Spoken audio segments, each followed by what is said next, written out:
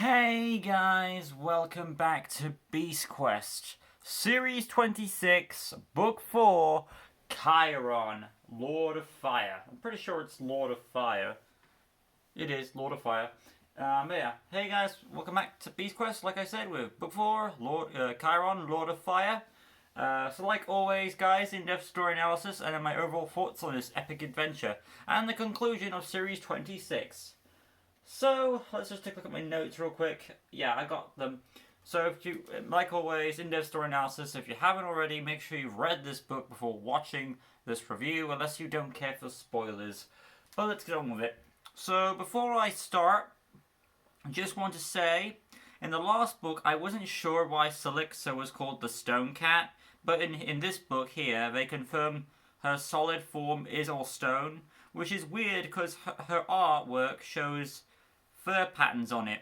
I guess it was all carvings. It doesn't save it from being the least cool out of the four books, as in the last one.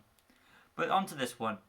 Tom and Eleanor were on their way to the volcano to stop Zargon from rising the final beast. However, they were exhausted, but it wasn't long before help came in the form of a ghost. The warrior who originally beat Selexa showed them a broken portal gate, explaining if they can repair it and teleport correctly, it would take them to the volcano. Basically that's what she explained. And after instructing how to build it, she left, wishing them the best. Then our heroes entered the gate, but something felt off, as Tom seemed to go off course. Turns out our heroes did reach the volcano, but Tom just avoided a quick near-death experience. They then took a evasive action, avoiding the bursting lava, and soon encountered a boy with a strange appearance. He explained that they haven't had many visitors, and escorted them to his tribe, where they not only saw an image of Kyron, the Fire Lord, but also the leader, Maria, or it's pronounced Maria, I believe. But yeah, she told them that Zargon had been here as well, but they didn't know he was a bad guy. It seems he was so close to reaching his goal. Also, it seems that this is another beast. This is another beast that a village worships. While I wasn't a big fan of it last book, but for this one, since the final beast is normally meant to be more special than the other ones, for this one I let that slide. It doesn't bother me too much. This is like the final one. I'd expect some changes there to be for the finale. Okay, we get an explanation on how Zargon's method normally operates, which makes me come up with a theory how these supposed good beasts are turning evil. Zargon froze the weapon on the spot where the beast fell. I'm guessing when it died, it became good. Then when Zargon froze the weapon, it becomes evil to a certain degree. My issue was it just seemed to me they flipped the status on Selexa a bit too much. But here it's a bit more explained better, so I do appreciate it more. Anyway, another tremor shook, and everyone knew they can't waste any more time, so they quickly took a rocky boat ride and reached the location, only to find Zargon had once again beaten them to it, and he was about to rise Kyron.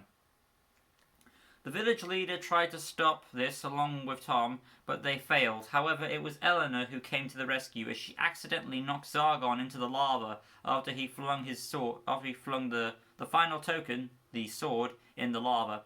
However, the final ghost warrior informed them they had only made the situation worse, as Zargon was now fused with the beast, forming a centaur. Apparently, the original form of Kyron was meant to be some sort of horse beast, but now, because of Eleanor's actions, he's an evil centaur beast now.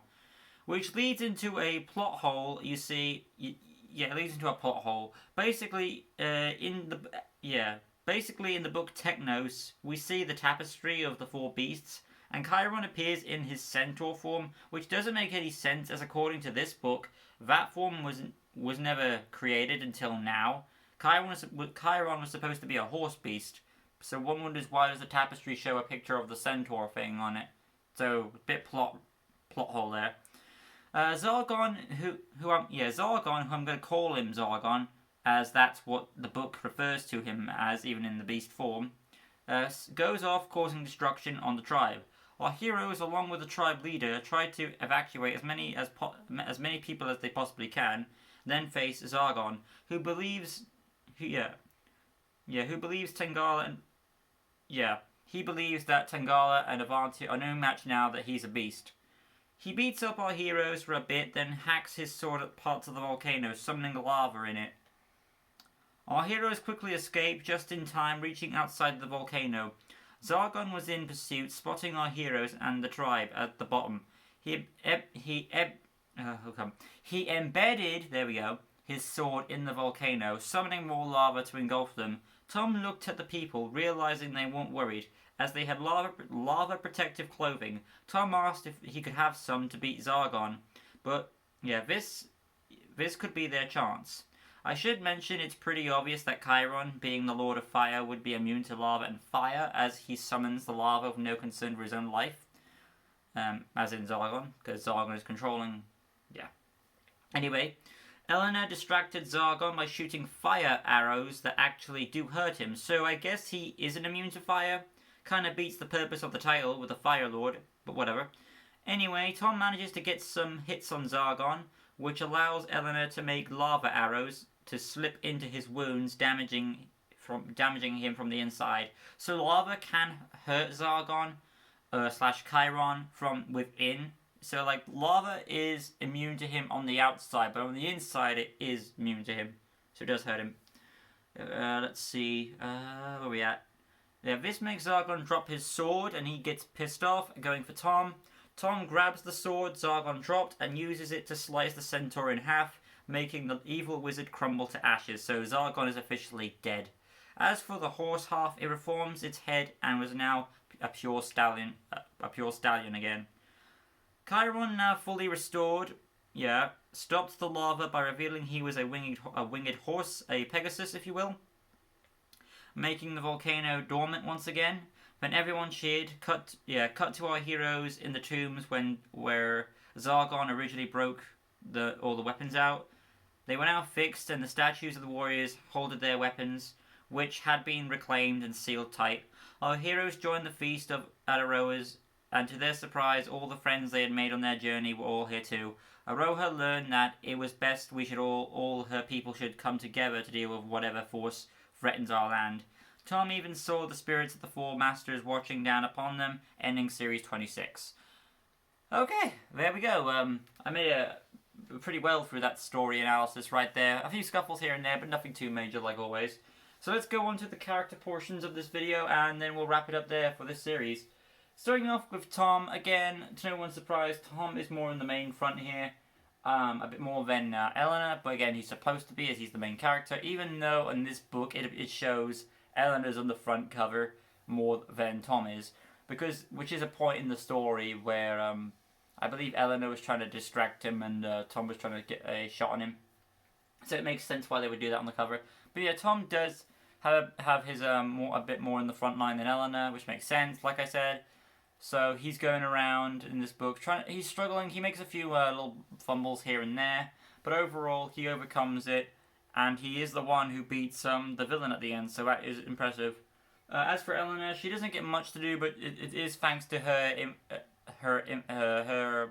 It is thanks to her in a way that we get the centaur beast Zargon. She helps beat Zargon in his wizard human form. She helps distract Zargon in his centaur form. And if it wasn't for her, then Tom would have been dead millions of times. But yeah, so once again, Eleanor, I see this as more of a dual victory than it is a single beast killage. Because yeah, Tom took the final blow, but Eleanor helped get there. So I see it as more of a dual victory, which I do like.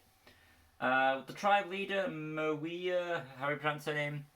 She's an interesting side character, because most of these, in every one of these books we come across, it is the same formula throughout the series.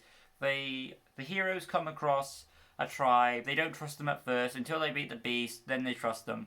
But in this one it's a bit different. They come across a tribe and they're still pure souls from the start. They tell them what's going on and they don't question them. Well, they don't question them much, and then they still believe him, and then they go off and help. So I do appreciate that change. The tribe leader does a bit of reckless things to trying to defend her tribe, but overall, I think she's a well-rounded character. Then on to Zargon, I'm going to be talking about in two ways. Because you know what? I'll get to a bit. How about we talk about Kyron first? And I'm talking about Kyron separately, because Kyron is basically more of a plot device in this book than he is an actual beast, which is a nice change, because he's basically there dead at the beginning. I would be interested to see what would happen if we just got Kyron, the Lord of Fire, as the Pegasus horse type thing. That'd be interesting. But as it stands, centaurs are cool too, and it is nice to kind of wrap up the villain in some way, shape, or form. So Kyron is more of a plot device. There isn't really much connection to what he is to Lord of Fire, though, apart from he can seal volcanoes, contain the lava, and he is immune to lava from the outside. But when lava gets inside, then he's immune to it. But yeah, let's go into Zargon now. So Zargon is our villain throughout the series, both this one and the last one, which you could say is like a sequel to it in a way. Kind of like how 5 and 6 had a sequel have been going on there. But yeah, so throughout the series, I'm going to talk Zargon overall as a package. Throughout the series, Zargon, in this series anyway, he keeps going from, he has his backup plan, throwing weapons into all these types of beasts, but he doesn't really get much to do at all. The most he did, not counting this one, was Celexa, I would say. Technos was more there to set the role, and Malix, he was just there and gone. This one, he was there as it goes, it's like that normal tradition format. He's one step ahead of our heroes, he's about to do it, then he rises the beast and he escapes. But in this one, Ellen is sick of that, so she goes for it, knocks him out accidentally, but still. And that's where it gets interesting, because we have Zargon finally as a beast, and he lets the power goes to his head. He thinks he's top dog. He thinks he can not only take out our heroes, but he can take out Avantia and Tangala with how much power he has now. And that's his biggest error. He lets it go to his head, kind of like how Celexa did. As Tom manages to figure out ways to outsmart his opponent and eventually beat him. And with the aid of Elena, he does so. So the power consumed his head, and I think he got a pretty brutal death, I would say, compared to other wizards. But yeah, I think he got a pretty good comeuppance. Will he return? Probably, because they tend to do that thing. But as of now, it is good to see a wrap-up of Zargon, because again, there wasn't really much to him. I feel like the story could be a bit more better okay, it's obvious they want to kill Zargon off in this book, clearly. I feel like it could have been done better this series. Like, they could have had him... He should have taken more of a role this series. That would have boosted his death up even more.